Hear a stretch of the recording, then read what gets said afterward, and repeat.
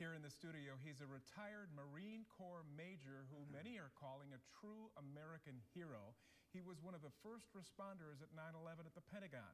And he is Major Dan Pantaleo, retired now from the Marine Corps, and he's originally from Michigan. Good morning to you. Good morning, Joel. Thank you for having me here. Take us back to September 11th. What was your role that day?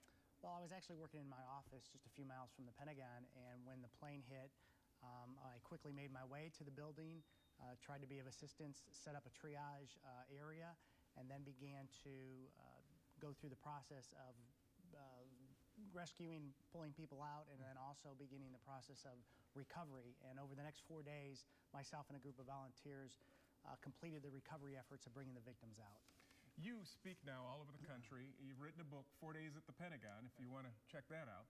What resonates the most with people when they read your book or talk to you and see you in speeches? Yes, many of the times I get asked questions about some of the personal stories, and I think that that's probably what resonates most with individuals. You know, the victims of 9/11 were ordinary Americans just like you and I, but they were caught up in extraordinary circumstances. And so this is an opportunity to revisit that with the public as I go around and speak. And I believe it's an important story, and it's something that it's part of who we are. It shapes who we are as Americans. And I think it's something we should never forget. You're going to be at the Hero Workshop, which is why he's in town now. Here's some pictures from that workshop. But while I got you here, we're talking about ISIS a lot. Major, what do you think we should do about ISIS? They're a lot like Al-Qaeda. They're a lot like Al-Qaeda, and even worse in many ways. What we ought to do, we ought to take the measures that the president laid out a few days ago. We probably should have done that weeks and months ago.